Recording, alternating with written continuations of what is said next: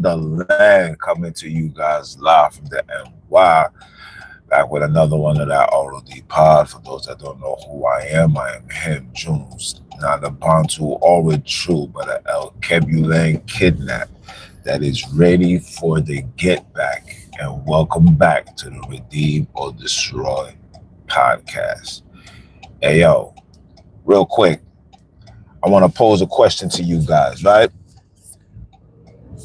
Why is the father of the Bible, the God that you believe is our father, why is he talking to us as servants and not as children? I asked this question because I got up today and I forgot what I was doing yesterday. Somebody was saying something to me yesterday, and he was saying something about how the God of the Biblos is Satan. And he was giving his 311. And a lot of it made a lot of sense. A lot of it, came to the understanding. A lot of things not just made a lot of sense, but a lot of things fell in line with things that I've been seeing and noticing and documenting and uncovering for the last, I'll say, 8 months now. And within this 8 months, I come to find out that this God that we're claiming to be our father really never treated us like a father to a son, or a father to a daughter, or a father to anybody that supposedly love a particular group of people. Now, for those that don't know, once upon a time, I thought I was a Hebrew Israelite, bro. I'm not going to sit here and act like, I wasn't one of those brothers that was on the corner. You know what I'm saying? I mean, I never bashed nobody, but I'm not going to act like I wasn't on the corner professing, saying that the end times is here. You got to repent. I mean, my channel was called Repent or Die Podcast before it became ROD Pod. For those that don't know what the ROD stands for, it stands for Redeem or Destroy, right? It's either we redeem ourselves or we're going to be destroyed, or it's either they let us redeem or we're going to destroy everything. So however you want it, that's just what it is, right? So I've always taught the Bible to the extent, you know what I'm saying? Like I always did my studies, my research. I always look for, you know what I'm saying? I always look for the answers, because at one point in time, I thought, the Bible was the way to go. Like you see what's going on in the world, or it ties in with the Bible. Look, man, the end times, this is what's supposed to be, et cetera, et cetera. But long story short, a little bit longer pause. When the OG said what he said about the God being the devil and me doing my research, like everything lining up, the question that I started asking is like, yo, why would God treat his children like that? Why would God say that you are my favorite? I have chosen you over all nations, and yet this is what you allow to happen to your children. So then it hit me. Was this God really our father, or was this God an image or a creation placed in front of us for us to believe and accept our punishment, to accept our enslavement? Because if you read the book thoroughly, even in the book of Jeremiah asks God, are we created to be homeborn slaves? Now I want you guys to ask yourself that question. What father would want his children to be slaves? Now I get it. Let's just say the commandment breaking stuff was for real. Let's just say that was for real. How long are you willing to watch your children go through what they go through without your intervention? Like at some point, you have to say, this is unacceptable. And not only would you say this is unacceptable, not only did you say this is unacceptable, you also said Not, and I don't want to say you said, you just allow these things to continue to happen. You allow little children to be experimented on. You allow children, you allow people to be executed, lynched, burnt alive, etc., etc. All on your watch. Not one time did you say, hold on. And then it started dawning on me. I said, now that I'm getting more understanding, and I'm understanding that the word is a book created by man, and it has absolutely nothing to do with melanated people, right? I come into the understanding that even little precepts like, spare not the rod. And it's like, damn, spare not the rod, put people in shackles, allow them to be, allow their state, where they live, where they grew up at, to be fully destroyed, all in the name of a son of yours. Because I don't care what you guys tell me, we all know that every crusade, every invader came in the face, in the image, in the ideology of Jesus. This is facts. This is facts. You can't dispute that. You can stand on your belief, but we ain't gonna dispute the facts, right?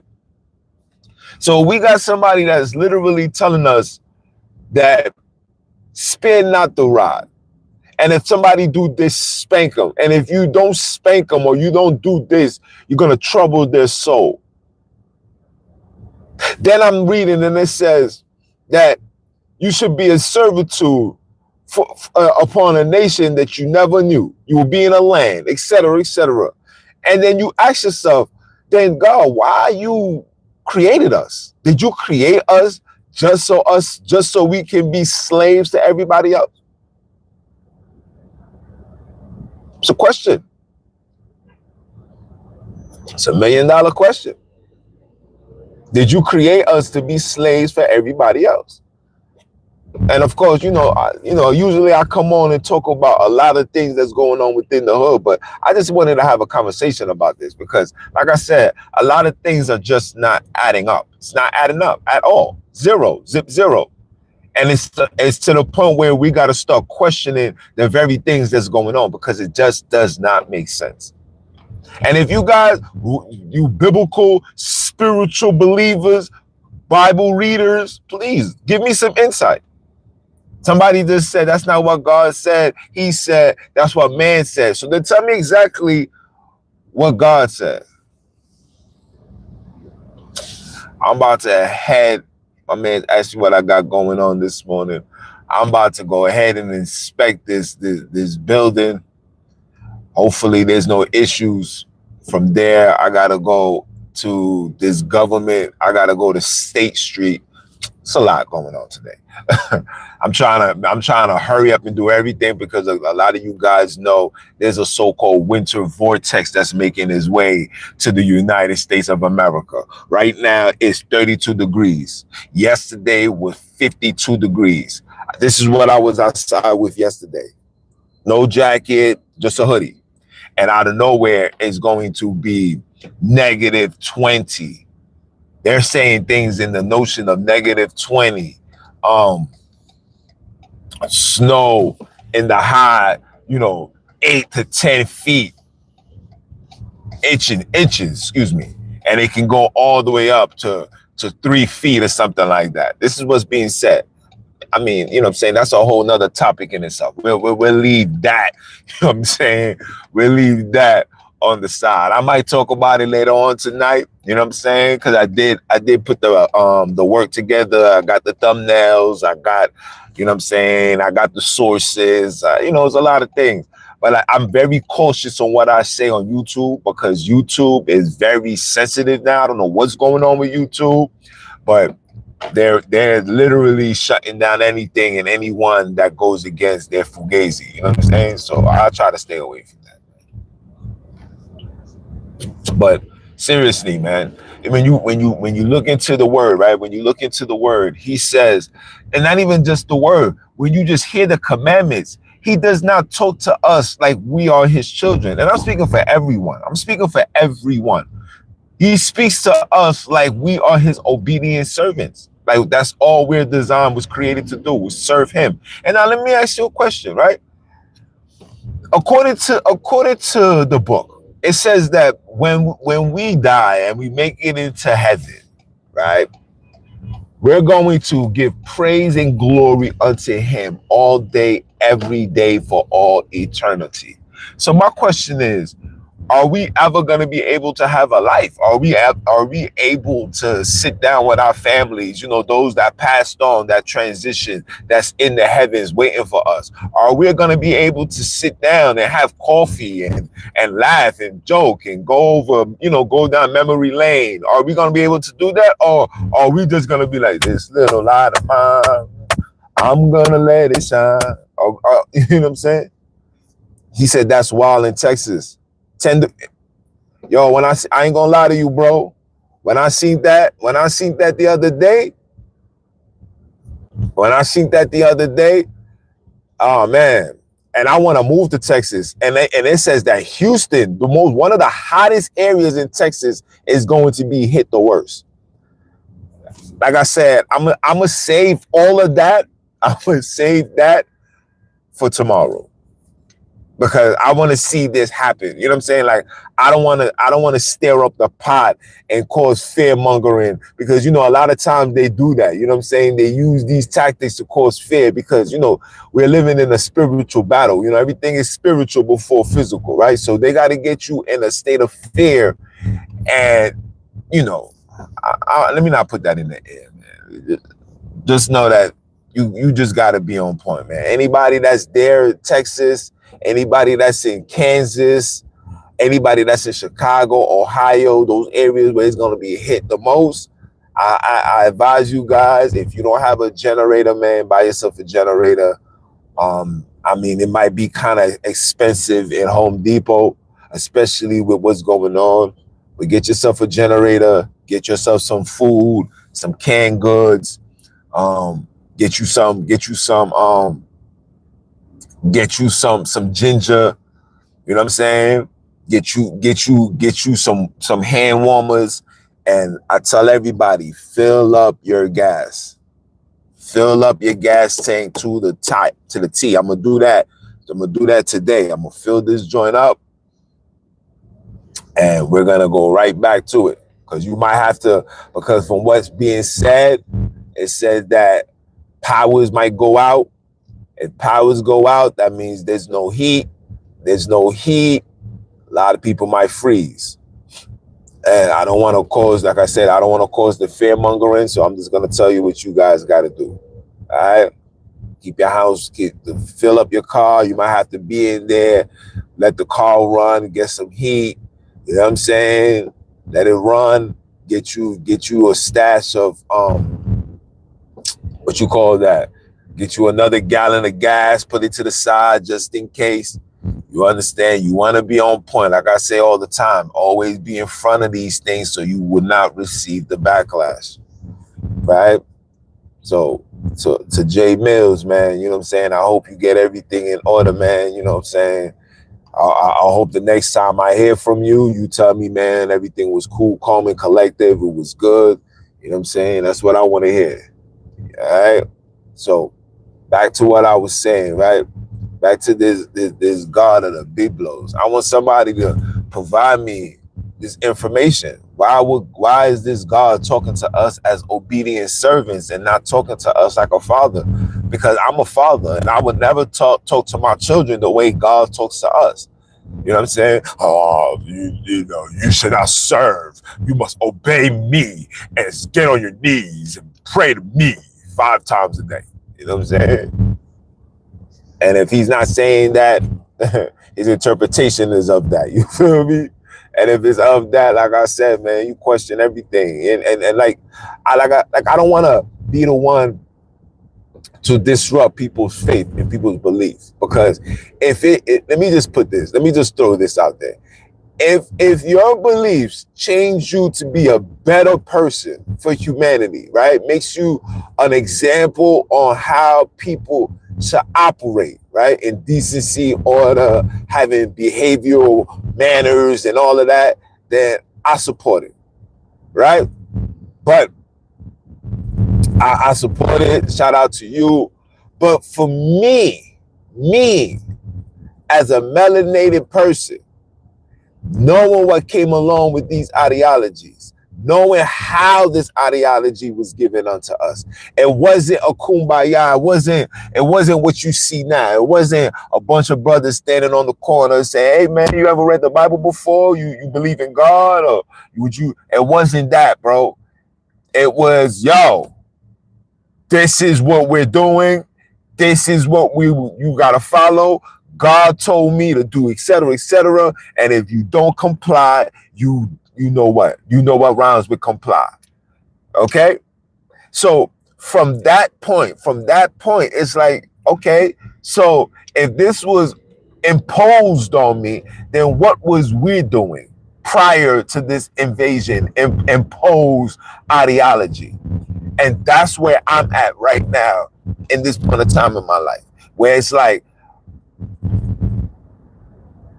if this religion is not giving us equality, it's not giving us the fair share, it's not allowing us, our people, to be a superpower, a super country. Like Africa, as powerful that it is with minerals and resources, is not a superpower. Africa cannot press a button right now and drop nuclears all over the place. It just can't, right? When you see the military men that's in Africa right now, the ammunition that these people got is old ammunition. We talking about Vietnam weapons, bro. Vietnam. When you see that these niggas got the old AK-47 that, you know, we used to play in GoldenEye. You feel me? And it's like, yo, bro, why? You know what I'm saying? Like, we really have absolutely nothing. And on top of that, we all know about the neo-colonialism. For those that don't know what neo-colonialism is, you should look it up. You know what I'm saying? This is where we at right now. Okay? And if these religions is not giving us that, and God is not giving us no support, no protection, I can go on and on about God never showing up when we need him the most. Never showing up, never doing anything. Just literally allow us to go through it. And you know who shows up more than God for us? Our mothers, our fathers, our grandmas. You know what I'm saying? And I know you guys agree. I know you guys agree, especially if you melanated. Of course you're gonna agree. But none of these things get answered, bro. And I ask these questions because we, at the end of the day, we want answers. You know what I'm saying? Why can't we have our own? Why must we be governed? Why? We have proven that we can govern and protect and do everything on our own. Maybe right now, in the conditions that society got the melanated man and woman in, maybe we need a little bit more hands-on. But we don't need it to the magnitude where it's like, damn, bro, I gotta do this. I gotta do that. I gotta follow that. I can't, if you even mention anything melanated, you're deemed evil and wicked. And that's the state that we are in right now. Black people, melanated people are rejecting things that our ancestors did and upholding a story that we all know was given unto us by them. So at some point, we got to say to ourselves, you know what? I think it's only right that we tap in. And I know the reason why you guys don't want us to tap into our African spirituality, our African culture. Let me stop saying the word spirituality. Spirituality came from the Catholic Council, the Second Catholic Council. They created the word spirituality. They made it a duality conversation. We're not gonna say that. So let me say our African culture. You know what I'm saying? Our heritage, our African way of life.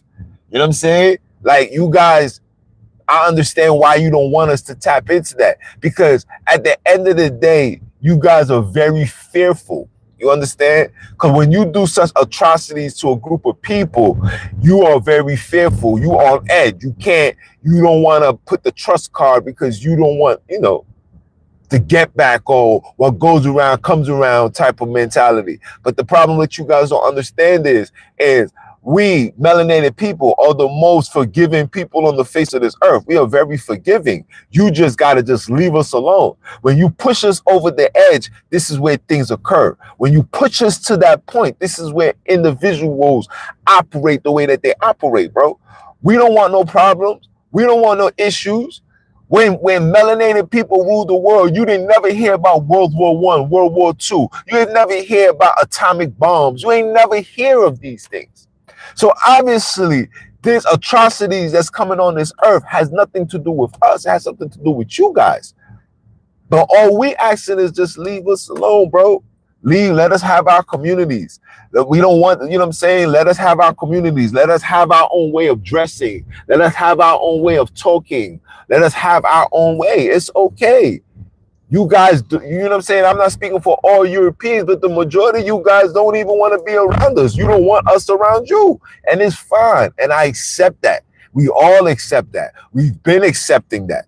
You know what I'm saying? We've never one time said, yeah, man, you know, we never did that. It was like, all right, cool, say no more. You stay on that side of the fence, we stay on this side of the fence. You know what I'm saying? We'll do what we do. You know what I'm saying? Let us have control of everything that is ours. Let us control the music. Let us control the movies, how it was in the days of old. You know what I'm saying? Black Wall Street, you guys don't understand. We was controlling everything. We was controlling what we watch. We was controlling what we wear. We was controlling what we read. All our histories was literally melanated stories. We didn't have anything European, bro. Nothing. And again, this is no disrespect. This is no disrespect to Europeans. I'm just showing you this is what we was doing. Okay, we were very self-sufficient. We didn't ask and beg for nothing. We didn't have there was not a single melanated person on public assistance. In fact, when public assistance first came out, public assistance was created to aid Europeans that came from Europe. It was never given unto us. When they realized that we can use this to keep them from making progress, right? Because if you're not doing nothing, psychologically, you become mentally, physically weak. And when you become that, shit like this happens. So when they realize that, they say, yeah, man, let's just give them to all. But it has to come with a cost. That cost was there can be no man in the house. You know what I'm saying? No man can be in the house. We'll give you everything you need, but no man can be in the house. And a lot of our sisters fell for that because let me tell you something. They was targeting the women that, you know, was going to church, crying on the shoulders, seeing people sad. Remember, this is psychology. They used to drive around, go to the churches. Remember, the church and the state are all one. Okay? Hey, what's going on? Is there any single mothers here? Oh, Jessie from South Vernon. She just had a serious breakup with her husband, and they're fighting, and they're this and they're that, and it's always care. Oh yeah, let's go over there. Hey, how you doing? Yeah, my name is something from the Baptist Church. We are here with the government, and we're here to provide you some level of assistance. We hear that you're having problems with you and your husband and your spouse. Is this true? Yes, that dirtbag ass nigga. Oh, really? Sure, no problem. So look, we can provide you with assistance. We can help you. We can aid you. We can give you everything. But you gotta make sure that these people don't come into your house. That man cannot come back in here. And women being spiteful, our melanated women being spiteful did that. And a lot of you guys don't even know that this conversation was solely given unto the melanated people. They never had this conversation with the Europeans. It was strictly for us. Okay? So you guys might be like, oh, you don't know what you're talking about? Go look it up.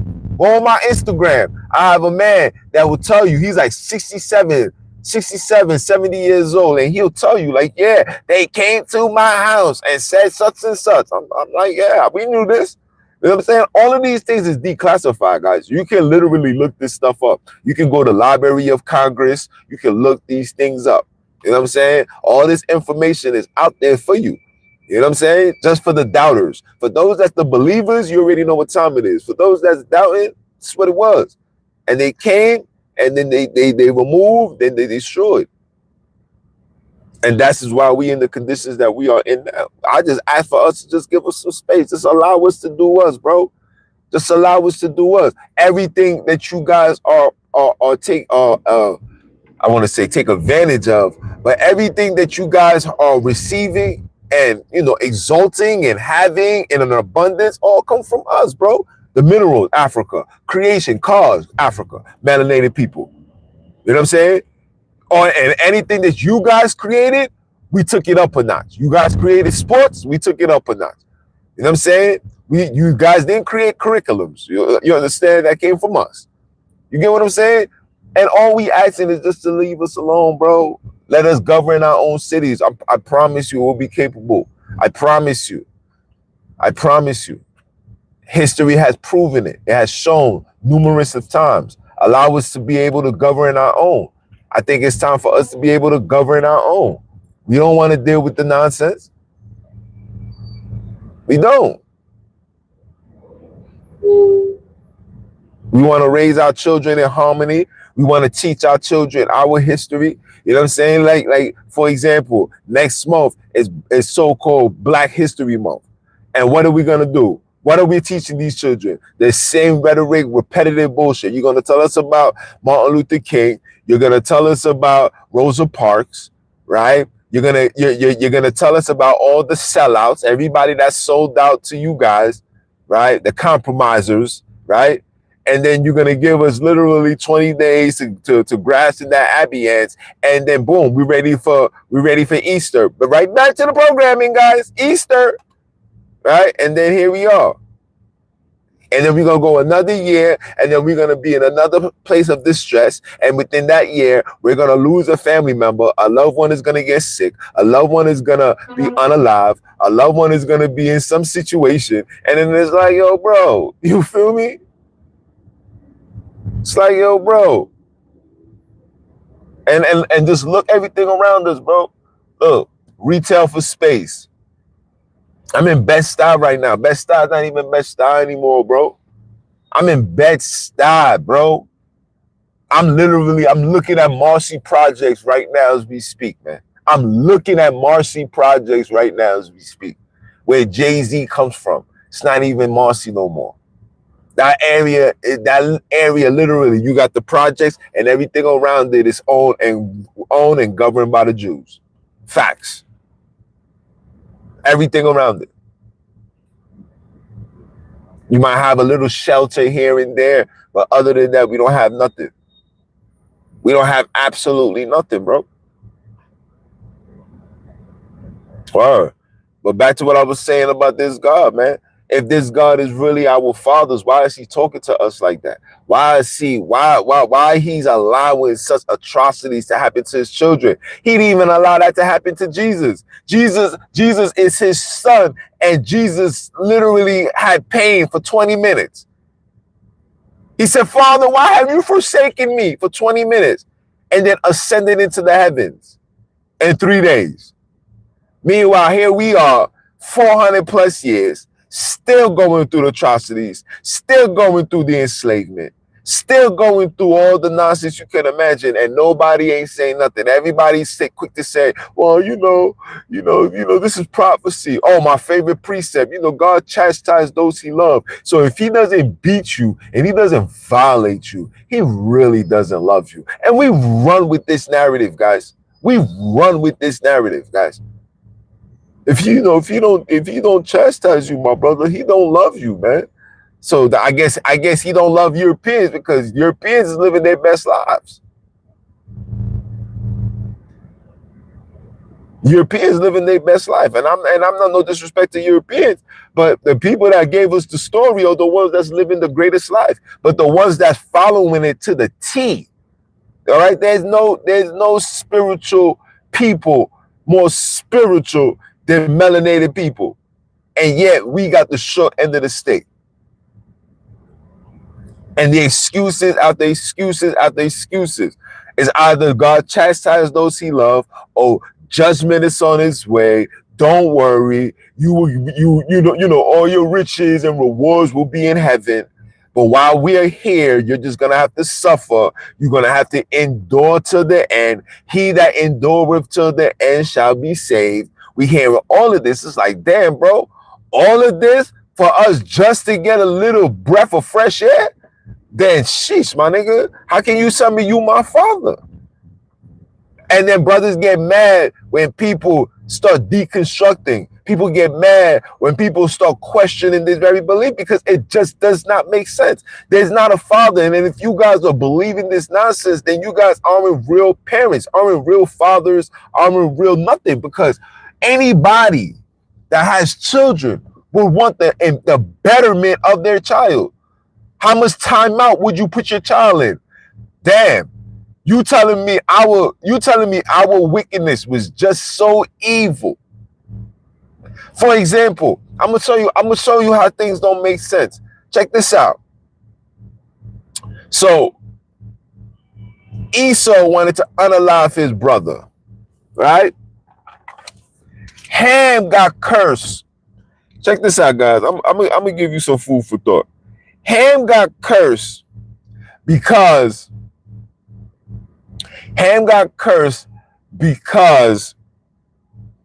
he's seen his father naked. Ham got cursed because he's seen his father naked, and he went to his brothers and said, yo, your pops is naked. And Noah, who was drunk, by the way, said, I'm going to curse this nigga because he didn't put no clothes on me. Now, I really want you guys to process that, internalize that, and explain that to me. So God penalized these individuals because God penalized Ham because Noah was naked, because he was being a drunk the night before. And Noah seen his pops like, oh, yo, what's up with Pop? Why he out here dressing like that? You know what? I'm off this. Decided to, yo, bro. Seen this man drunk. Decided to tell his brothers like, yo, Pops is in there naked. Being the younger brother, he got penalized for that. Noah woke up sober now and said, I'm going to make you be cursed because you see me naked and you didn't do nothing about it. But it's like, what was he supposed to do, sir? First of all, he's the younger child. He's shocked that he's seen his OG, the Melchizedek, because when you read the Bible, Noah was the Melchizedek. After the flood, he was the only person that knew the laws, that had the connection with God. He was the Melchizedek. So the Melchizedek decided to get drunk. The son, in complete shock, said, oh, damn, Pops is out here naked. Let me walk out. It's not like he seen him naked and got infatuated, got turned on. Like, oh my God, my dad got a big Chewbacca. It's not like he did that. He got, okay, so nakedness represents shame. Okay, so Noah is shamed that his son seen him in that condition. So was it Ham that gave him the alcohol? Say, yo, Pops, man, sip this, have a good time, man. Got drunk, and collapsed and seen his shameness, and because of his shameness, he took it out on Ham. See, that don't even make sense, bro. That don't even make sense. So I get drunk. You guys being fathers.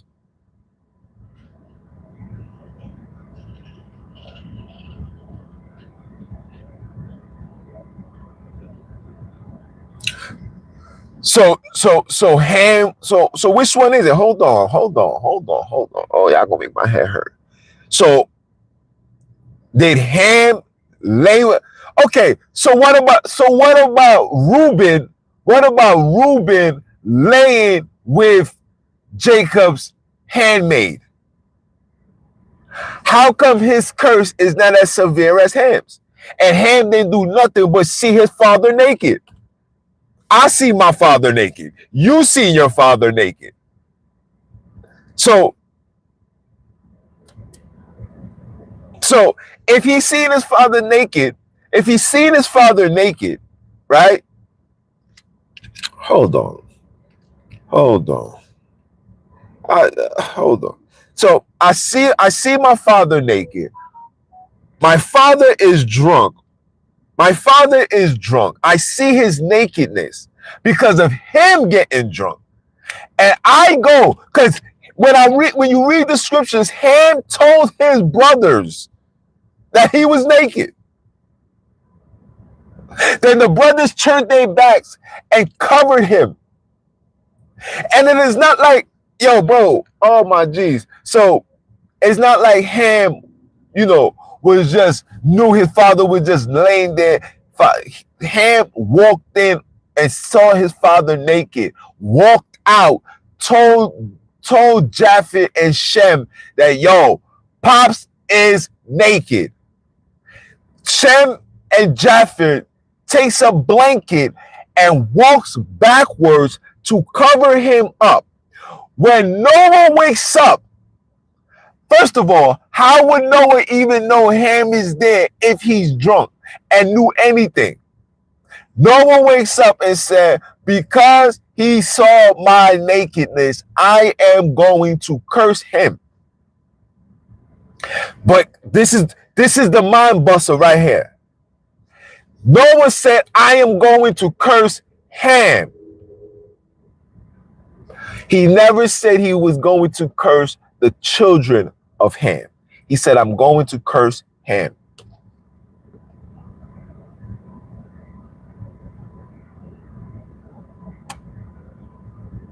So I need you guys to answer that question because it does not make sense. Because how do somebody gets penalized of somebody else's mistake and then God respects that and allows that to happen? When did God intervene and say, hold on, Noah, what? How are you putting a curse on somebody of your negligence, of your mistake? That your little son, your youngest son, had absolutely nothing to do with what happened to you. In fact, I'm disappointed in you because you knew better and you didn't do better.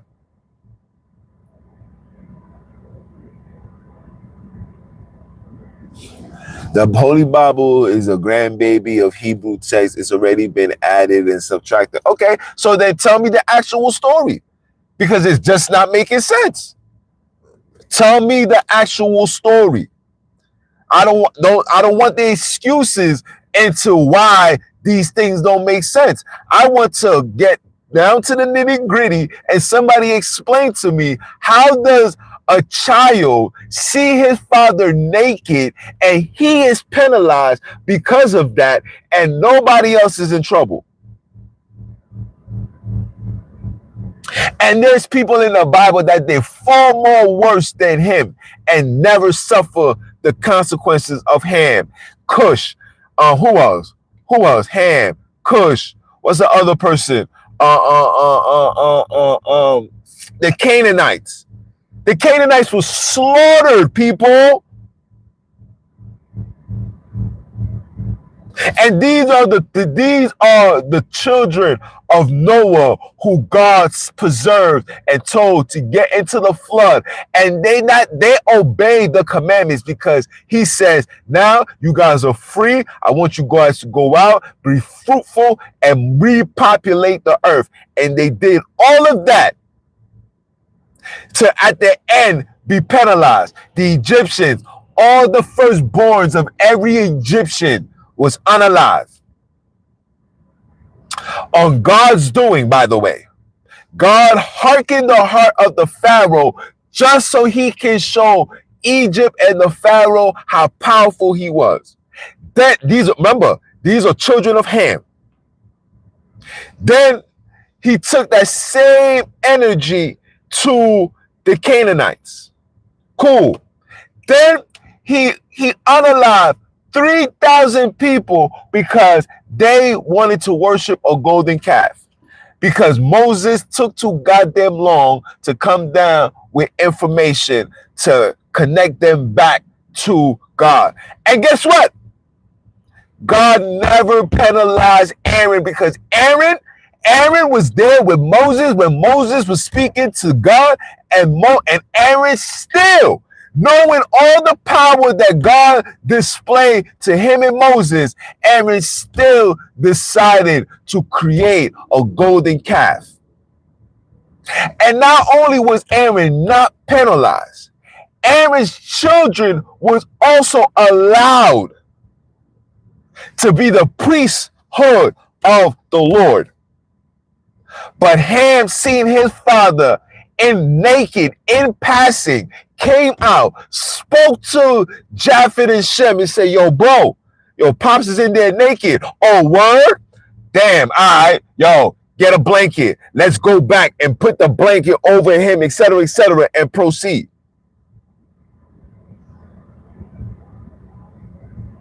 He says, God is always forgiving, but allows situations that spiral out of control, like Moses in the desert for 40 years. Okay, so again, I hear what you're saying, my guy. I hear what you're saying.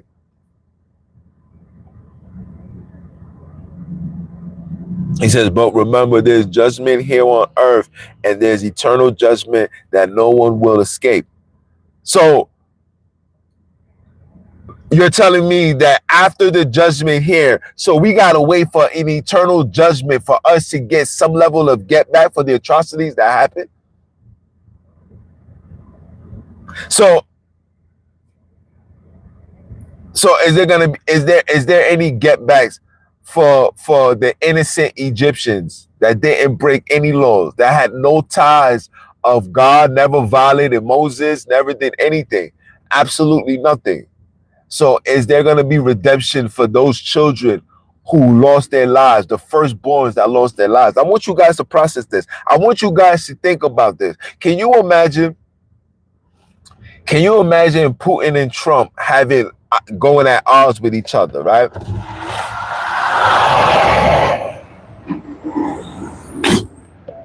Can you imagine Moses and Putin, you hear me? Trump and Putin going at odds with each other. And then God comes talk to Moses. God comes talk to Trump and says, yo, Trump, I want you to tell Putin to do this, and this is what I'm going to do to him. Right? Trump goes to Putin and says, yo, Putin, listen, my God tells me you got to relax. Like today. If you don't relax today, it's going to be up for you. God hardens Putin's heart. So Putin could deny that and says, nah, bro, whatever. I ain't scared of your God. I got my God. Cool.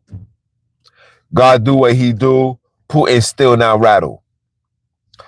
God speaks to Trump again and tells Trump, all right, bro, I want you to let Putin know that in the first week of February, I'm going to do this to every single child that's on that land. Right? Trump goes to Putin and tells Putin, yo, bro, I need you to do this right now, because if you don't do this, then on the first week of February, this is what's going to happen. God then hearkens Putin's heart to reject the proposal, like intentionally reject the proposal. He rejects the proposal, then God, boom.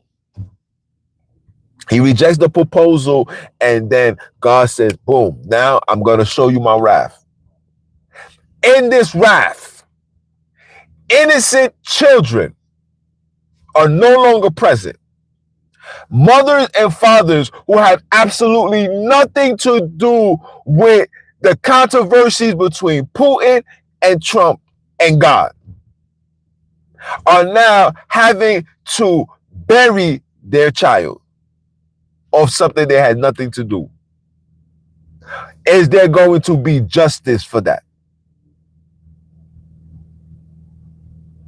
I want to know from you, God, out your mouth, will there be justice for that? Or does it not count because God did it?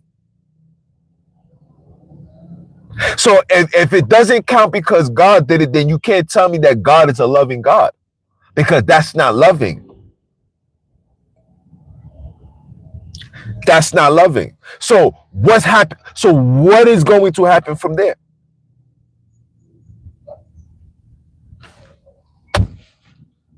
That's not loving, guys. I don't care what you tell me. That is not loving. And if you the God that created all things, like I say all the time, right? If God got an issue with Pharaoh and he's going to show Pharaoh his power, why didn't God just take his frustration out on the Pharaoh? Because when you read the scriptures directly, the Pharaoh gave in after he seen his son, his firstborn, unalive. That's when the Pharaoh said, all right, take your people and leave. So why did every other Egyptian had to suffer when all God had to do was take his frustration out on the Pharaoh? I'll wait. Somebody answer that question.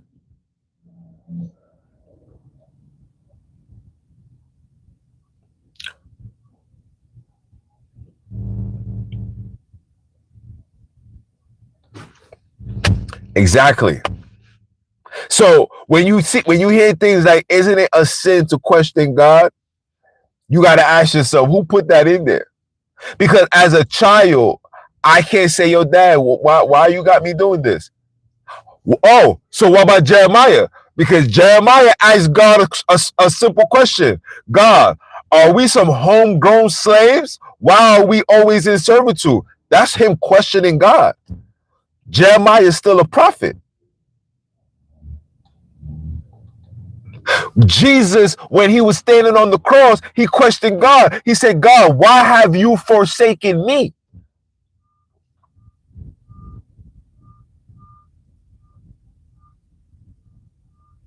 So God said, Jesus said, why have you forsaken me, Father?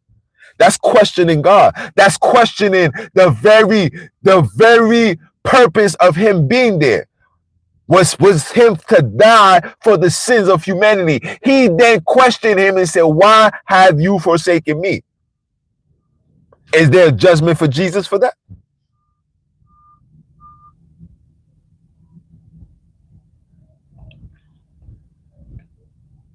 Is there a judgment? Will Jesus be judged for questioning God?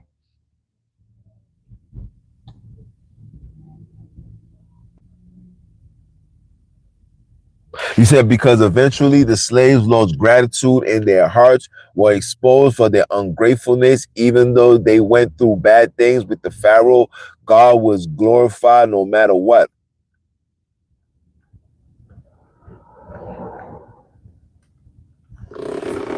So to Stephen, hold on. You said because the devil figured out how to make Jesus deal with a catch-22 where he couldn't prevent what Satan would convince him. So, okay, cool. So in the book of Matthew, when Jesus was fasting 40 days and the devil kept tempting him, when he brought him to the high pedestal and told him to jump down and let the angels catch him, he said the word God will not be mocked, etc., etc., etc. Right? So the devil tempted him there. But here he am on a cross, dying, knowing he was supposed to die, because leading up to it, he says, when he was sat down with his apostles, he told them, yeah, man, I'm getting ready to depart and leave. Right? I want you to such and such, ABC 1, 2, 3. I want you to carry on and preach this, et cetera, et cetera, et cetera. And when and also said, one of you guys will betray me. So, and he said, it is written. It was written. So you know these things is going to happen.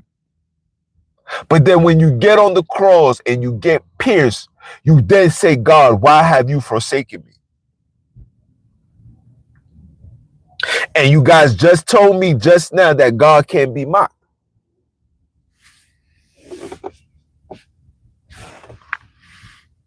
He said also doing the comparison thing doesn't work very well in the kingdom because it causes confusion. I'm just asking questions, bro. See, this is the problem. When we ask questions, you guys are making it fall in the lines of being confused. The book is being confused. The book is being given unto us in confusion.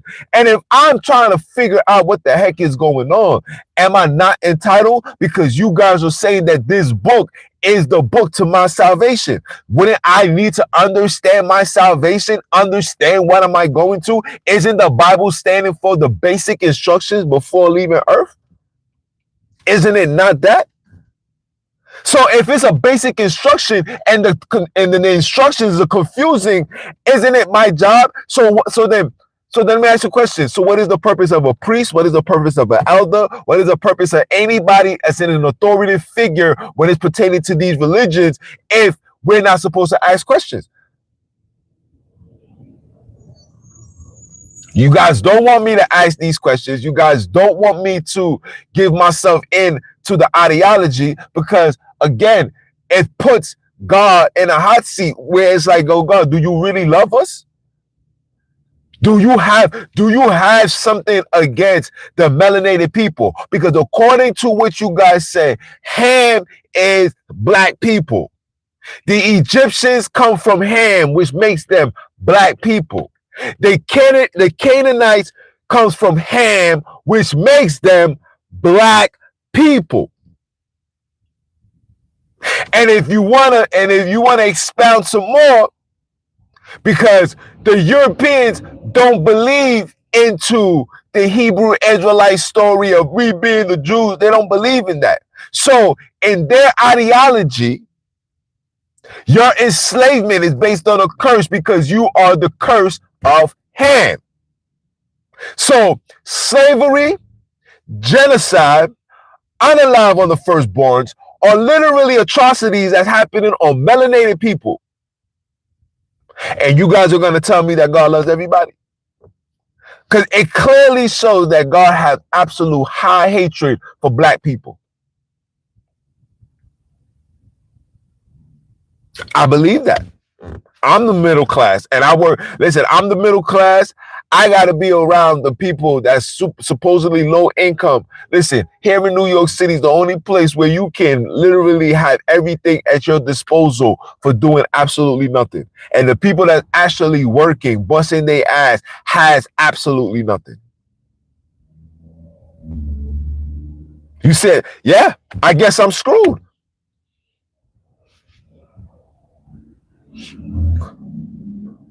Yeah. Listen, I agree there was white slaves. The Irish was enslaved. There was a lot of Europeans that was enslaved, but their enslavement was never in the magnitude of melanated people. We know that Egyptians come from Ham. We know this. This is not for no discussion. We know that the Canaanite people come from Ham. We know this. We know that Africa was given to Ham. We know this. This is not for discussion. We know that this is given unto so-called black people.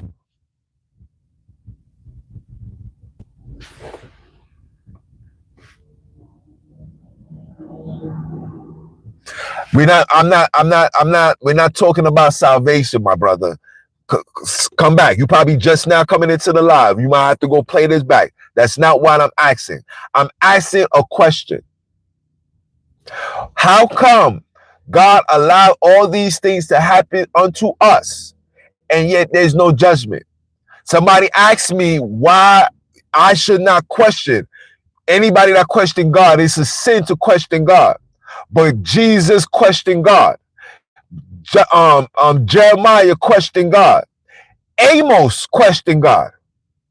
Job questioned God. But yet these people are considered the prophets. They're considered God's chosen. So here I am, I'm questioning why was these atrocities happening and how come we have to die to receive some level of get back. While we're living, we're still dealing with these atrocities. The ICE people are not in European areas yapping up European migrants. There's a lot of European migrants, especially Polish and Russian, that are here right now illegally, and nothing is happening to them. But these people are in melanated communities. These people don't detain Haitians, Jamaicans, Mexicans, Somalians, and the list goes on. So you're telling me all of these things is still, all of these evil wickedness is still happening onto melanated people, and yet no judgment has occurred. And you're telling me don't question God. It's not about color. It's not about this. It's not about that. So why? So what? Who do God favor? If it's not about color, then why is God not having any favor for melanated people, but has a whole lot of favor for everybody else?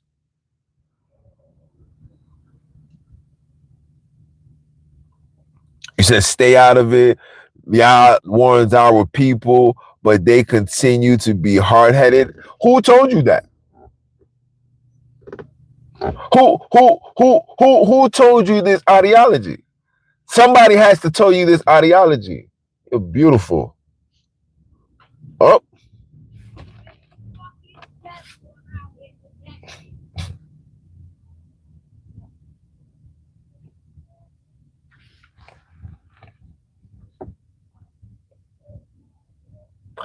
We just listen, at the end of the day, we just want some answers, because everything is not adding up.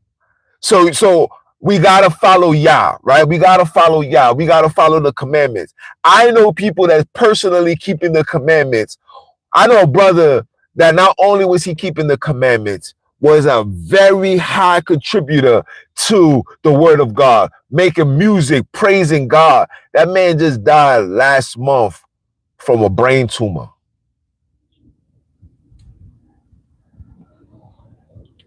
Explain that. I had another brother who kept the commandments. He's been keeping the commandments since he was 20, 30 something. That man was 60 something years old. That man died. He had acid burning through his esophagus, and he's no longer here.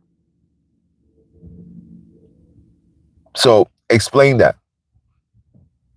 The reason why I'm asking these questions is because when you read the word says, for one, Jesus said, if you follow me, if you believe on me, death shall not be upon you.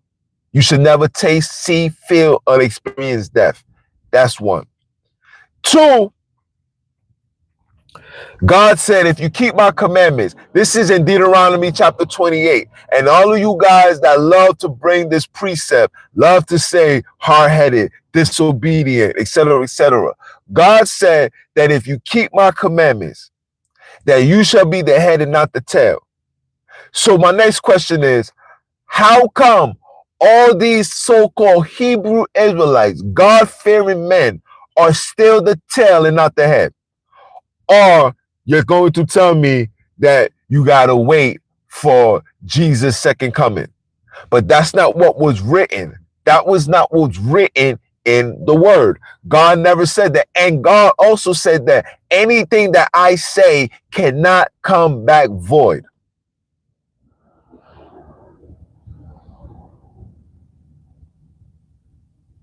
So if everything that he says cannot come back void, which means that, okay, it can't come back void. All right, God, I submit. I've given in. I denounce the world. I'm following you. I'm walking with you. I'm keeping your feast days. I'm keeping the commandments. I'm loving again. I'm caring again. I'm raising my children again. We are on this frequency, but yet I'm still the tail and not the head. The Bible said when the actual children comes back to the land, that's when, the land supposedly will flourish. Okay. There's thousands of melanated, 100,000s of melanated people in Israel right now. And that place still look like a dirt field.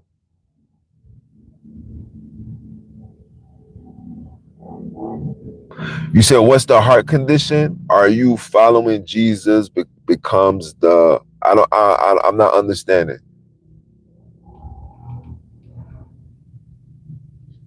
Yeah, that's in the book of Hebrews 9 verse 24. It's appointed for a man once to die, then the judgment. Okay, cool. So what about us while we're living? What about those that's submitting themselves and following the rules and regulations? Where is, like I said, where is the answer to that?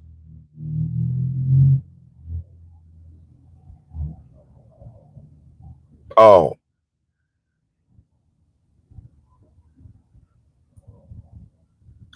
okay. It would never be about color. All right. So let's throw the color. Let's throw the color thing out the window.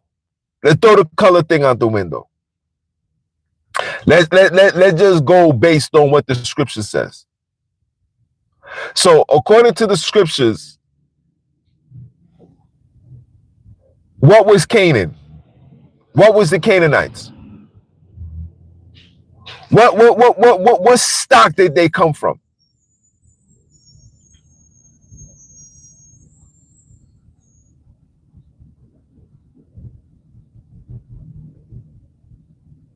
You says too many Bible thumpers will give you twists and turns. We don't see what everyone does behind closed doors.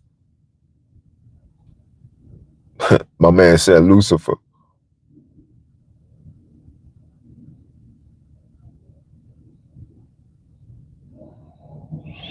So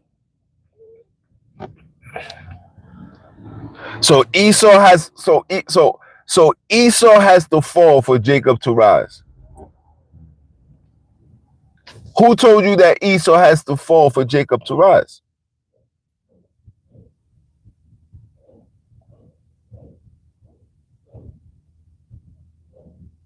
You gonna be all right, brother. Just keep talking it to him.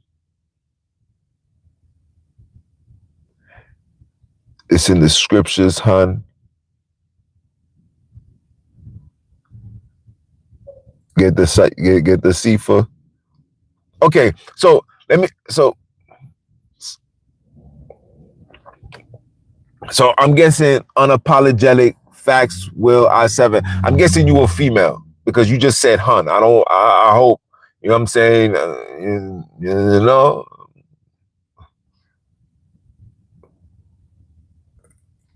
Yep, as you a female. I just because I wanna talk to you properly. All right, cool. You know what I'm saying? Because I see hun. You feel me? I want to speak accordingly. All right. So sis, let me ask you a question, right?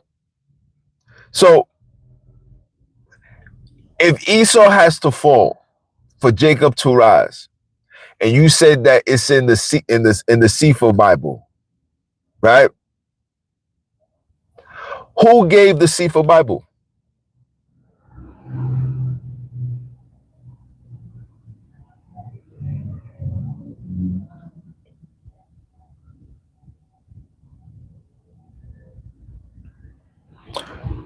You said the weaponizers empire that Theodos in 30 AD he made Christianity the sole official state religion. Actually, it's basically ancient scriptures. Okay, so my next question to you, sis, and like I said, I'm not trying to deteriorate or attack your faith. I'm not. I want to make this clear because a lot of people that's very religious, when you ask questions, they feel like they're under attack, and I don't want that. I want us to have a clear dialogue. I'm giving you my attention right now. How can you prove that these things are ancient? The reason before you answer, let's hear me out. How can you prove that these things are ancient when you are receiving the same ancient scriptures from the people that enslave you? Okay, spiritual. My bad. I'm sorry.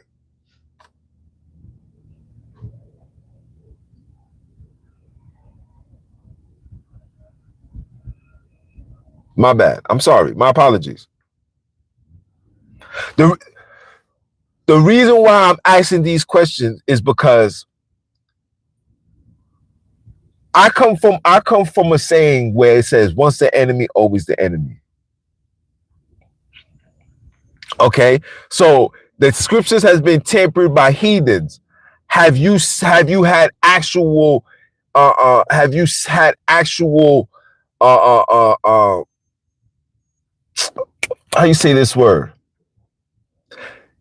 Have you seen these scriptures? Have you seen these scriptures face to face, hand to hand? Have you touched them? So you seen the actual scriptures.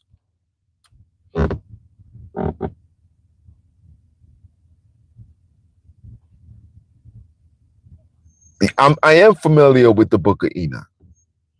Just like I'm familiar with the book of Jasher. Just like I'm familiar with the Apocrypha. I'm very familiar. But I'm asking you a question because I need you to answer these questions. Have you seen these things physically with your own two eyes? And if you've seen these things physically, are you able to read and decipher the actual writings of it? Or are you using the so-called Strongs to find out what that thing means?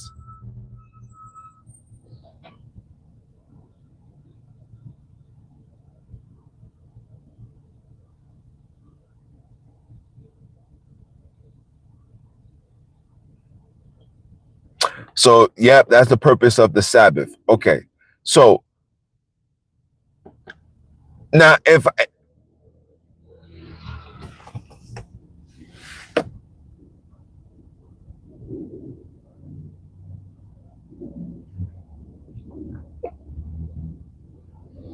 to understand what we have been blinded by, I'm still learning as well.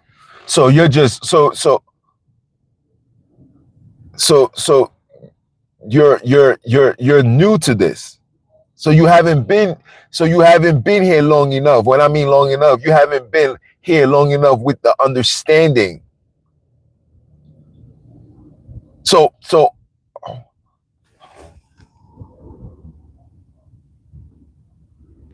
you said no, been in it for a while. Okay, so let me ask you a question.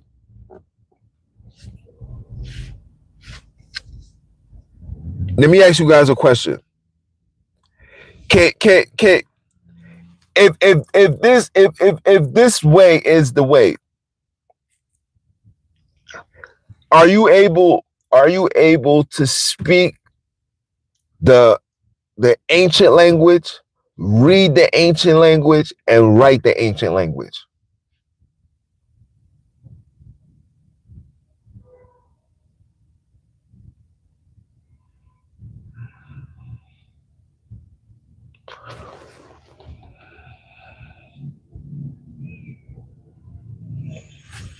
Yo, Kyle, anybody that says, if they ask you questions pertaining to the word or this discussion, let them. Anybody that comes out and just talk pure nonsense, time out for the rest of the day.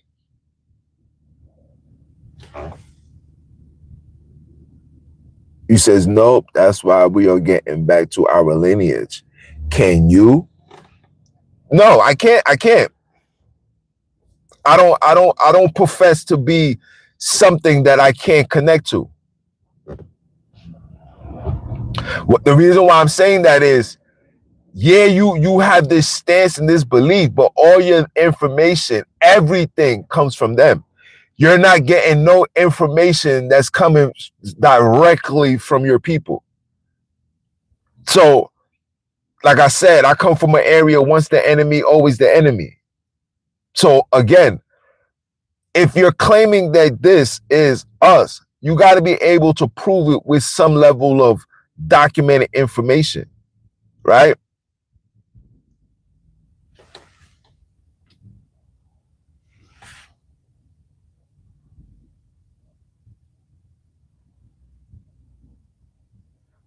You said I got that wrong. I just told you.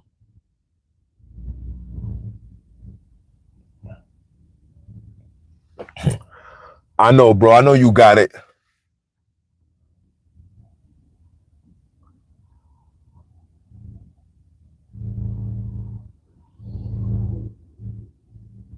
Yeah, I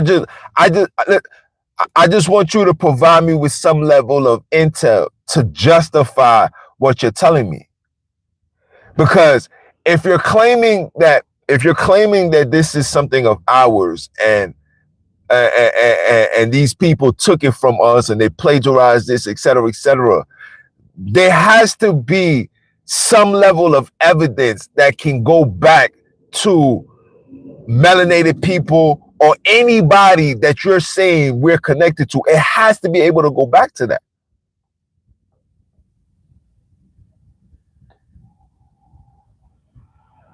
My apologies. I'm not what I mean by that is your sources, right? The information that you have been retrieving, are you retrieving this information from melanated people, or you're receiving this information from Europeans or the people that gave you the Bible, the Hebrews, etc.? Okay, so your sources is our people. Okay, cool. Where are they getting this information from? Are these people actually like out the country? I don't want you to be, be justifying individuals that's never stepped foot outside of America. I want you to provide me information from those that been to the land, that spoke to the land, that interact with the people prior to the invasion of European ideology.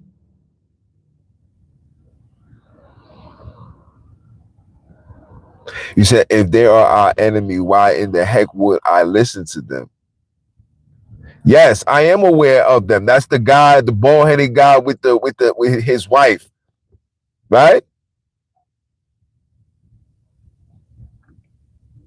Okay, so okay. Have these individuals, okay. Let's turn it up a notch, okay?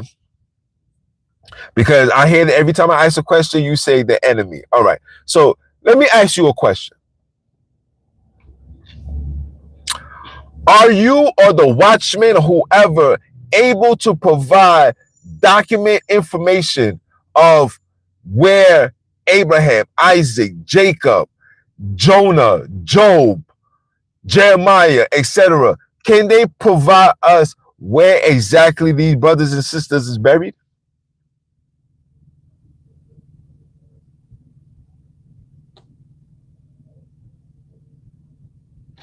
So they're able to provide actual, and I'm not talking about a grave site. Like, yeah, they're buried in there. No, I want them to prove exactly.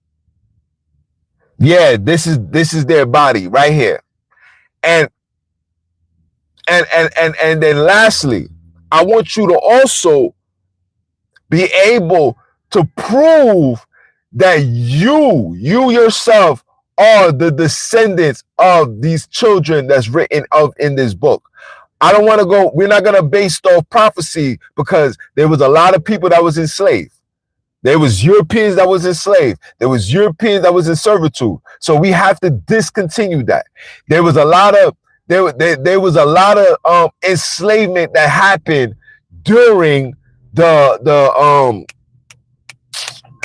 during each empire. Remember, we in our seventh, according to the scriptures, we are in our seventh captivity. So along that, of course, we know there's a lot of there was a lot of interracials, etc. I want you to be able to prove that you yourself is one of these children, and the only way you're going to be able to prove that, my sis, you're going to have to provide some physical, and I repeat, physical evidence, like DNA samples, to tie your DNA with that person, which means you must provide show us the actual characters that was written of in the Bible. Are you able to do that?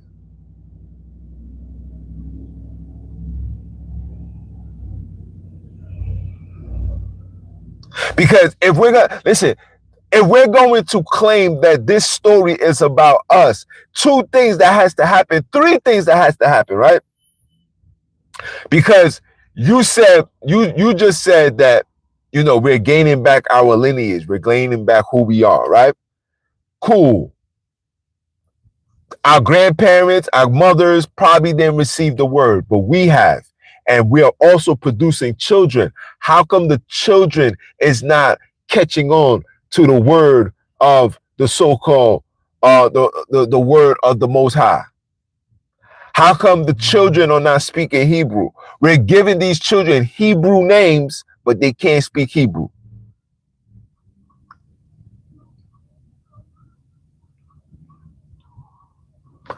We said we are still in the fax move. We're still in fax mode. If I had the power, I would.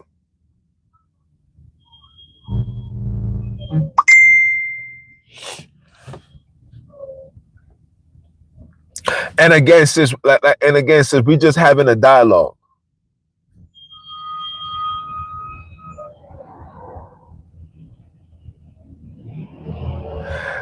Okay, so but if God is calling back his children, so you've been called to keep the feast days, keep the commandments, obey, etc. So everything came back but the language. But you just told me that I had to read the Sefer Bible. Isn't the Sefer Bible where whatever you reading is in English and whatever is in the same thing, it's in Hebrew on the other side?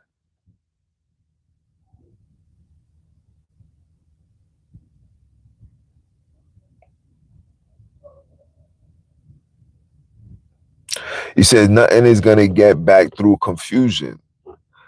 So, but if nothing is going to get back through confusion, who's to say what we're reading is not a confusion? Who's to say what you're practicing is not a confusion? So the feast days and everything is regular, but the language is confusion. But the people that gave you the story. So hold on, sis, let me ask you a question. Are you the ones in the belief that King James is a black man?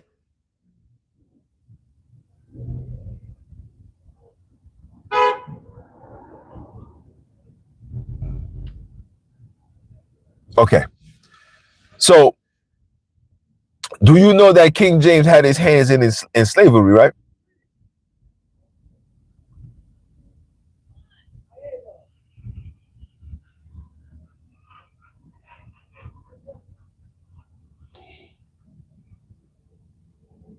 Oh, a lot of our people did.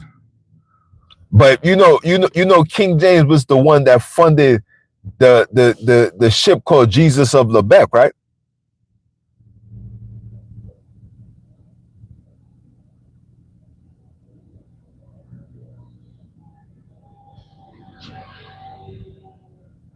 Did you know that?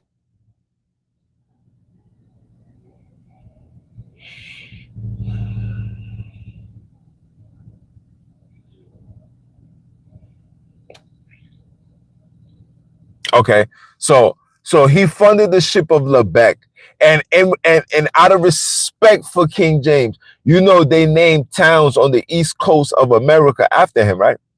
Like Jamestown. You are aware of that, right?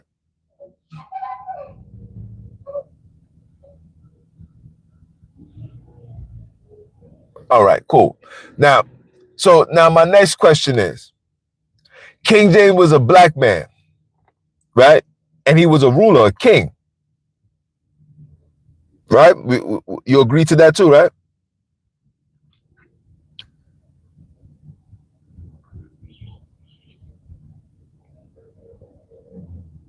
You agree to that? He was a king. He sat on 3 thrones, etc., etc. You agree to that?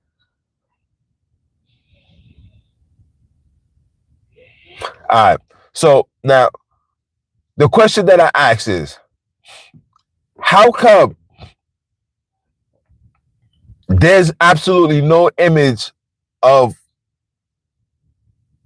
any family members of King James?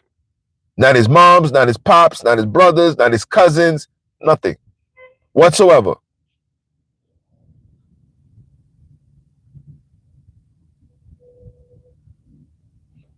You also see how these places and people got judged, right?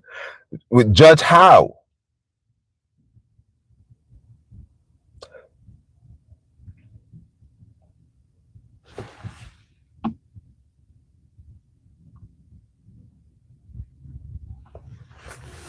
Hello, hi. I mean, listen, bro.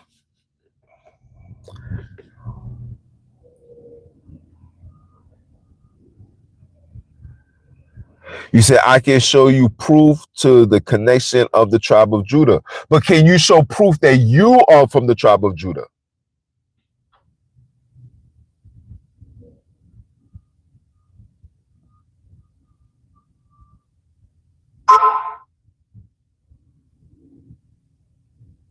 You're going to show proof that King James is from the tribe of Judah, but can you show proof that you're from the tribe of Judah?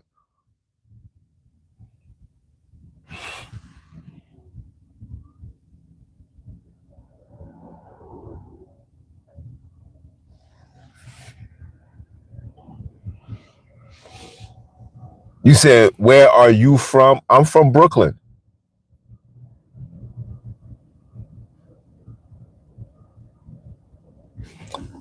Can you prove we are not telling the truth? Absolutely.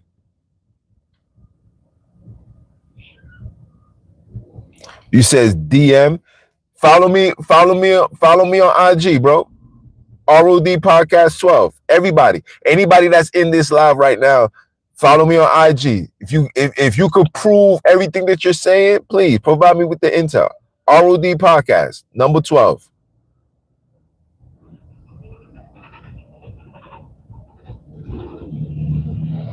Because you see, if let me ask you a question, right? So if I'm selling you a product, right, and I'm telling you that this product is the best product ever created, I can't sell it, and my pitching point gonna be based on what somebody else has said. Yo, bro, man, listen, man, this is the best product because, you know, homie from West Bubba said, yo, bro, when you smoke this is gonna be fire, right? And I'm using these terms because I want people to understand where I'm coming from with this. If I'm gonna justify such things and boldly justify it, it's either gonna be two things. It's either I'm getting it straight from the source and I'm watching it and I'm tasting it, or I'm a user of it.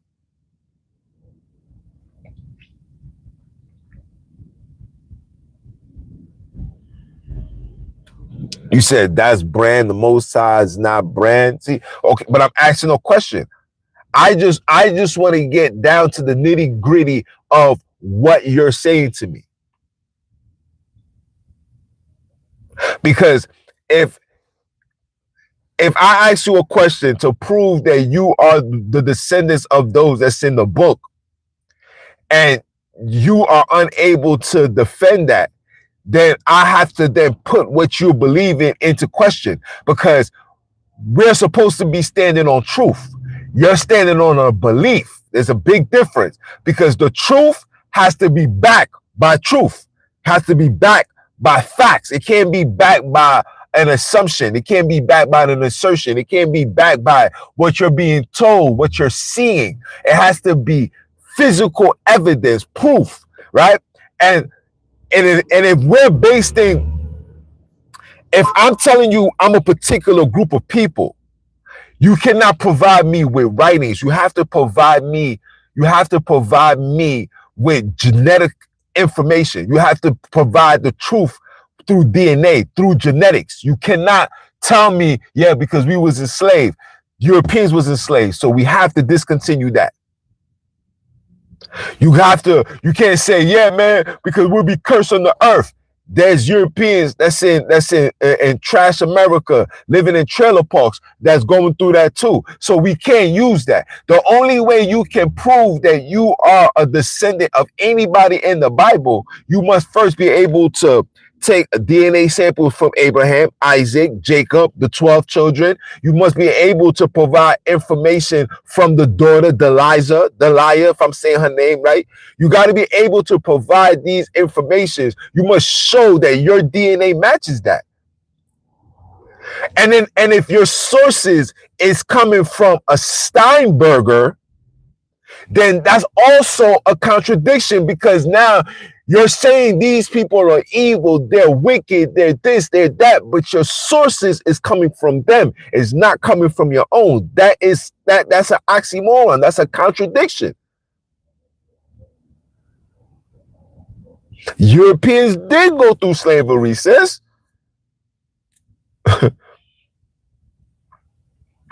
They probably didn't go through slavery in our magnitude, but Europeans did go through slavery. What you think the Romans was doing? What you think the Vikings was doing? What you think the barbarians was doing? They were enslaving people.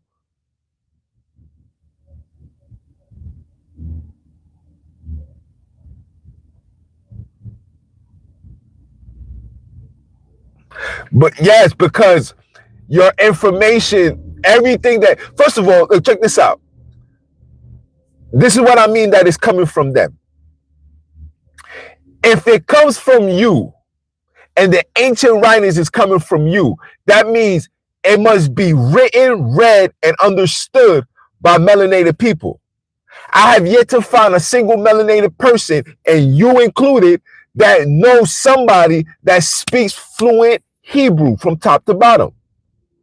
And if the ancient writings is in a language that you can't read nor understand, but the people that's giving it to you can do that, then that means your sources come from them, because they're the ones that's telling you this is, look, man, this is ancient Hebrew writings. How would you know if you don't speak Hebrew? How would you know if you don't understand Hebrew? That's a contradiction in itself. That's all I'm saying. That's what I mean by you're getting your sources from them. It doesn't tie back to you, your family, your ancestors. You don't know anybody that speaks that have a little jot of Hebrew in their tongue, in their language, in their sentences. You don't. So everything that you're saying, look, the word Yah comes from them. They don't come from you.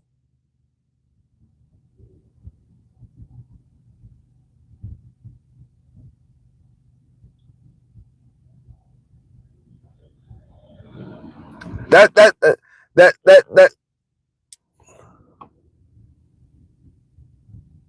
now, bro, take unapologetic off timeout.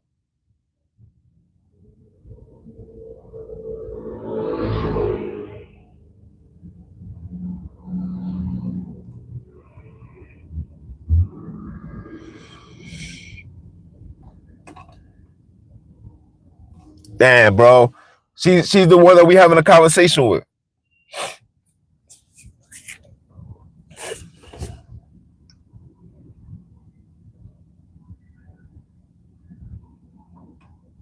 Take apologetic off timeout.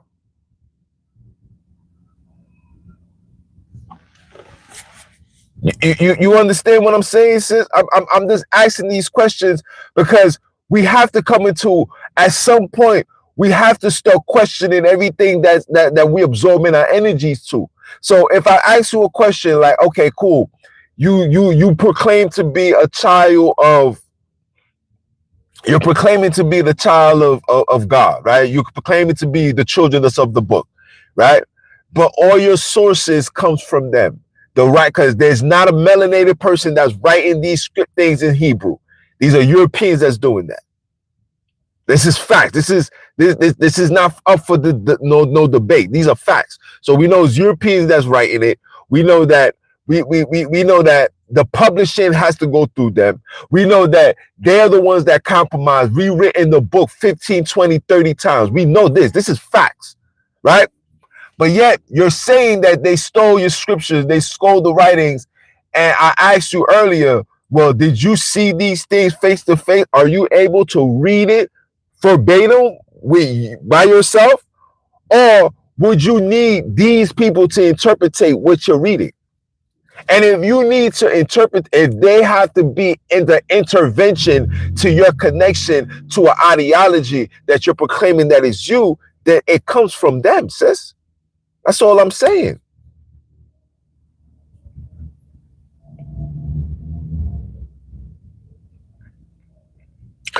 We could question that too. We could question that too. The King James is, you know how many Bibles came out before the King James? We could question that too.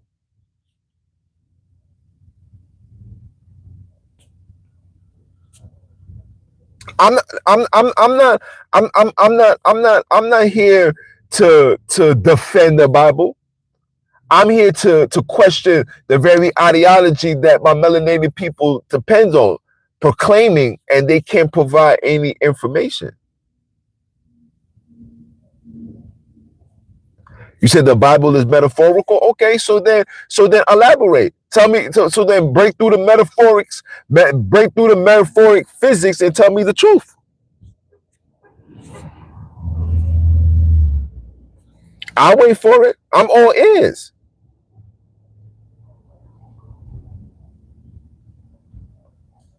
I read the manuscripts of the apostles. I read the book of Barnabas.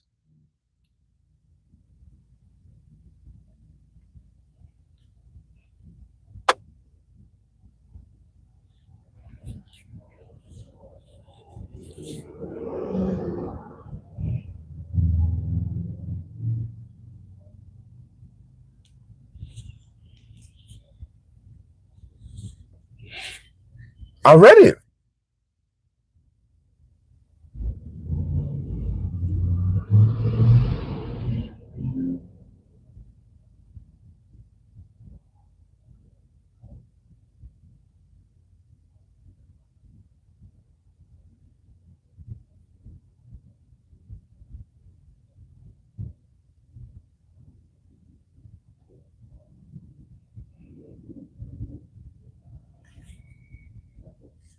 I read it, bro.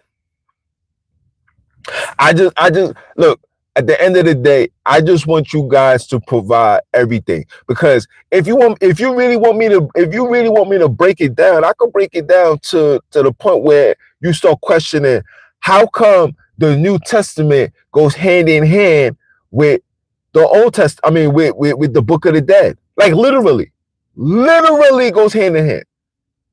Horus was this, he 33, born on this day, from a virgin mother, etc. It's literally hand to hand.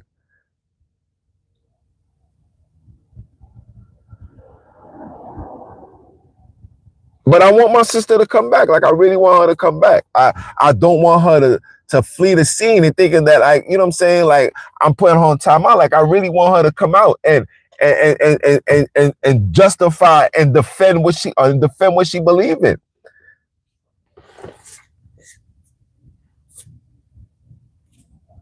Because look, people, at the end of the day, all I'm saying is, if this thing had some level of accuracy in it, the society would not be in the condition that it's in, bro. It would not be.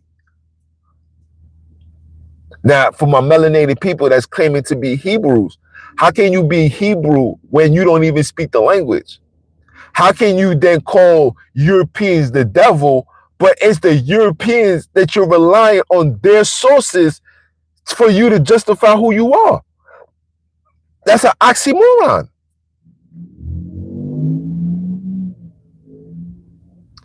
So these Europeans are the devil. They are the counterfeits. They are the copycats. They are the ones that stole, etc., etc.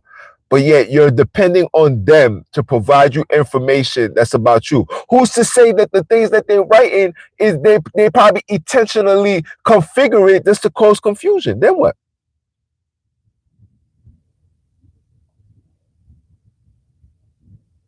I totally agree, Big Tone. I agree with you, bro.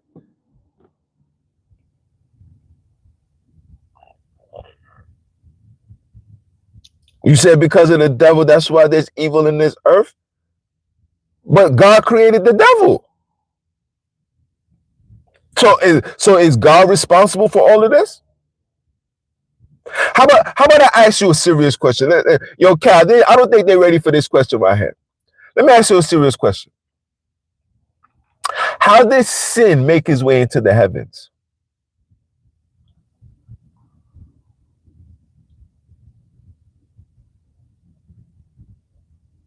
How did sin make his way into the heavens? Because according to the doctrine that sin the evil cannot even stand next to righteousness. And if God is all holies of holies, Lord of lords, kings of kings, power of all power, how does something as sin make its way into the heavens? And not only did it make its way into the heavens, but it contaminated 2/3 of the angels. That means 70 to 80% of the angels rebelled against God. But how did that sin make it into the house of the holies? Then that means God is not as powerful as the book says he is, because it does not make sense.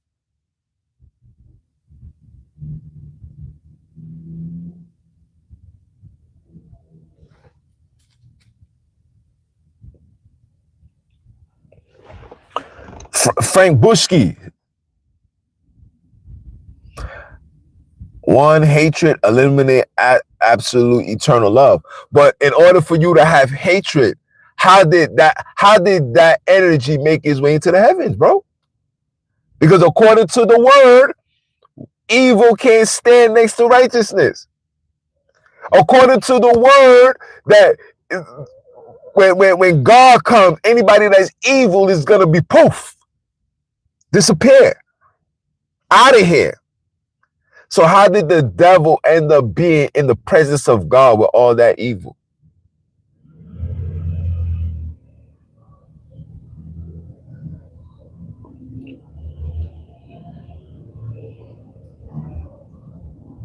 I'll wait for you guys to answer these questions.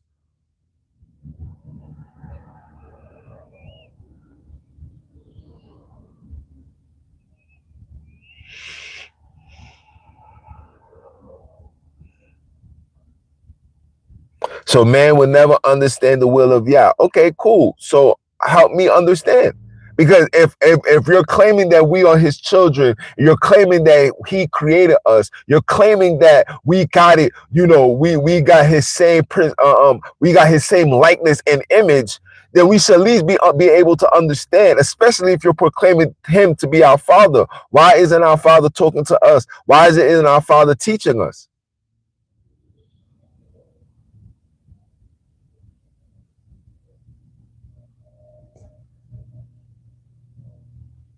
So now I got to get the Holy Spirit for me to get understanding. See, these are the rebuttals that is given when nobody can answer the question. Why do I have to pray for another spirit to come inside of me? Don't I have my own spirit in itself? Am I not one with God? Why must I have another spirit in order for me to understand my Father, according to what you guys are saying?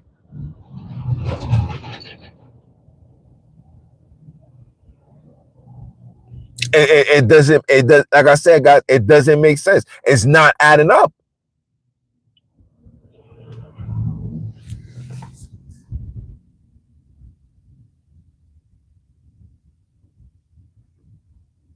You won't invite enemies to your home, neither will our all-knowing, perfect creator invite eternal enemies.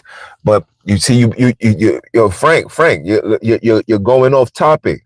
I'm simply asking a question. If, according to the word, Evil can't stand next to the holies of holies. It can't stand next to it. How was evil able to make it into the heavens, a place where it's eternal holiness? That means if that's what was written is so, then that means God is not as powerful as he say he is.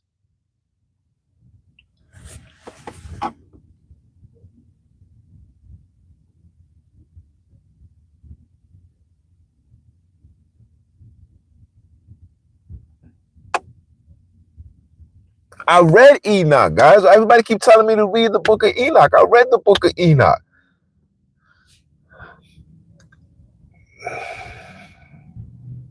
Gadriel, all of that, created weapons, etc., etc. I read that, but I'm asking you guys a question: how did sin make its way into the heavens, the house of holies, where nothing evil could bear be there? How did it get there? How?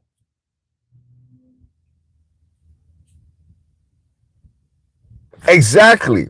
So if evil does not exist and evil is a subjective cardinal judgment, then how did it make its way into the heavens?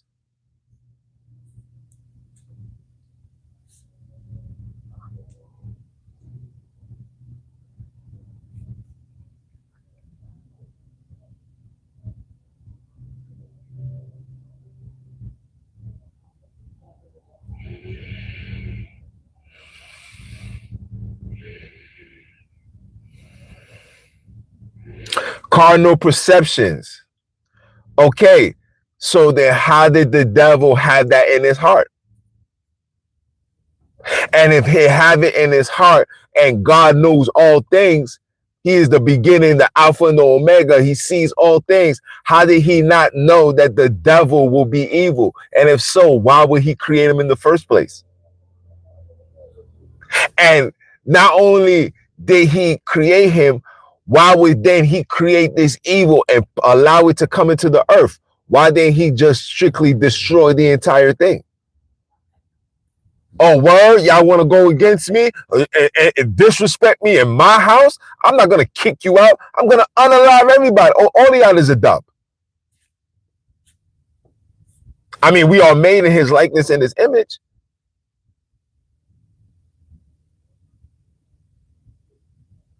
But if you say if it's a test for him, but according to the word, it was already written for him to have eternal judgment.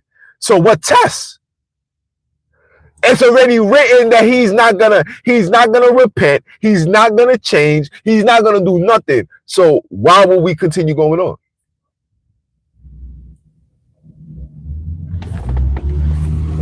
Oh.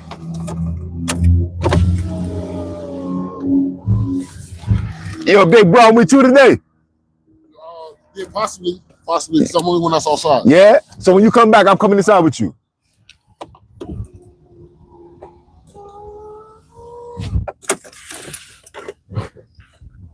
He said he gave us choices because he didn't want just slaves. But that's not the question that I'm asking. Forget the slaves. Let's stay on task, guys. Please, I'm begging you. Let's stay on task. Why would God allow the devil to be created and do what he's doing right now if he knows all things?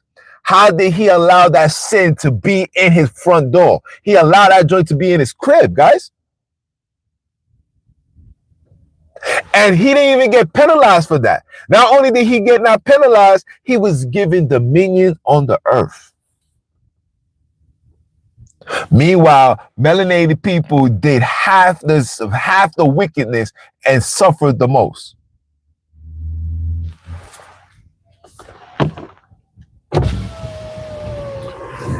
You owe me like $40, sis.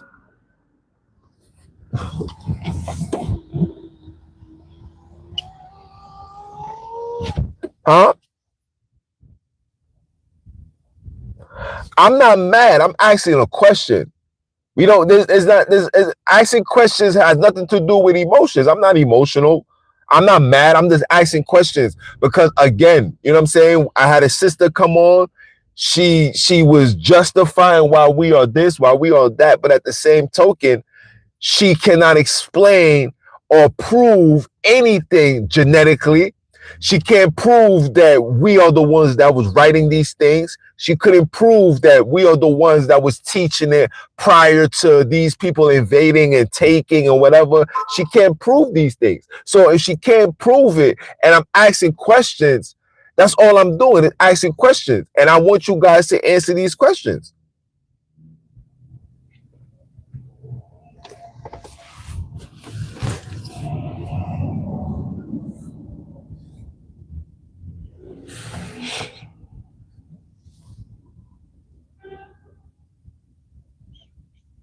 You said without free will, it will be mighty boring. It's a possibility. So God allow us to have free will so everybody can be excited and have interest in what? Following his beliefs? That doesn't even make sense. And here's a man that despise evil, despise wickedness, wants everybody to be on P's and Q's, etc., etc. Why would he still allow certain things to occur knowing that it's going to cause confusion, destruction, hatred, war, violence, murder, bloodshed, genocide? The list goes on. Yo, bro, you going to 652? Yeah. You got to go through that door. This black door right here. Yeah. You ready?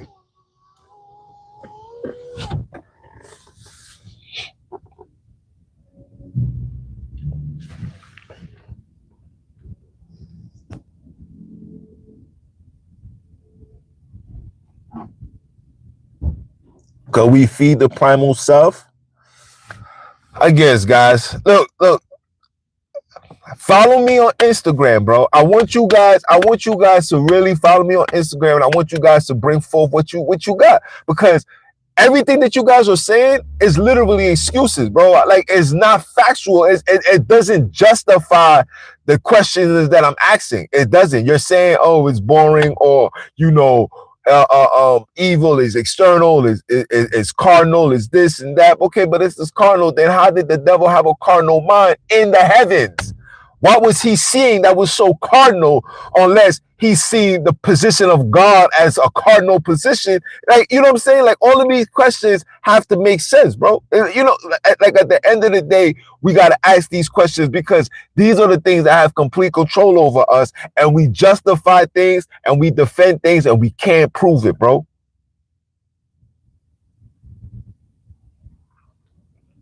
Exactly. And if there is such thing as free will, right? Let's just say there is free will in the book. If there's free will in the book, then why the heck are we enslaved?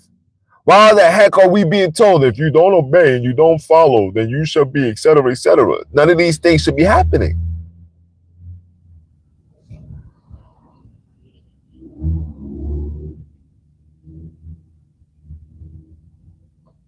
Now, the devil on your shoulder is the primal self, and the angel is the higher self, your observer. So where did this ideology come from about what you just said right here?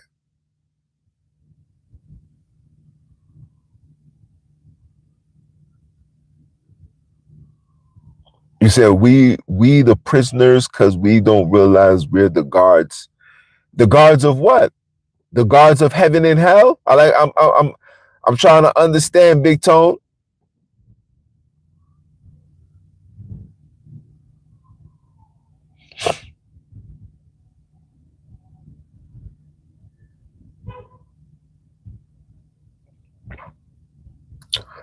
Okay. So we all could agree that we're living in the Matrix.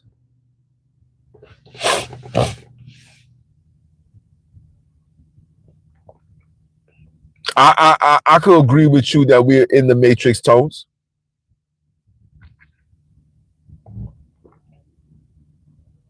So my question to you, Tones, is how do we? Like I said, Big Tones, if you got Instagram, follow me on Instagram. send me a DM and provide me with the sources. I mean, you can't give it to me on this joint. Please. Provide me with the information. I would love for you guys to provide me with your sources. I want you guys to provide me with all your sources that makes you so defendant of this belief. And I'm not talking about you, Big Tone. I'm just talking about the overall brothers and sisters that's on this joint.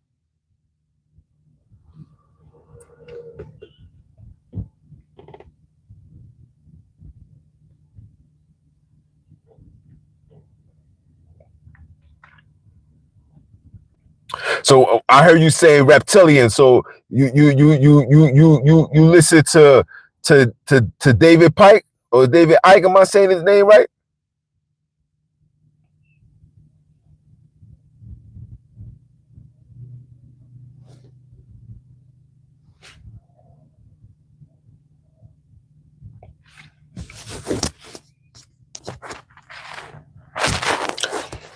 Yo, bro, for the brother that just came here, the Christos. You know Christos means oil, right?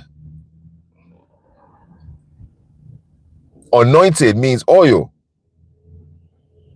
You are aware of that, right, Big Tone?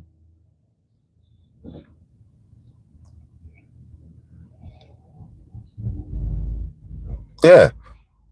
Anointed one or chosen. It means oil.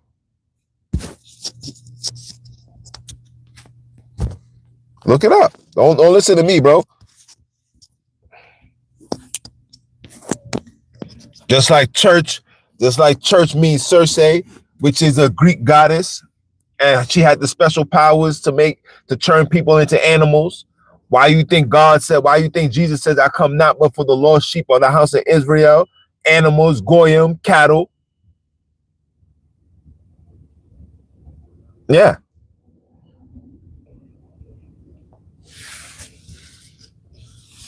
Yo, I'm gonna gracefully bow out, guys. This was a great build. We're gonna continue this later on.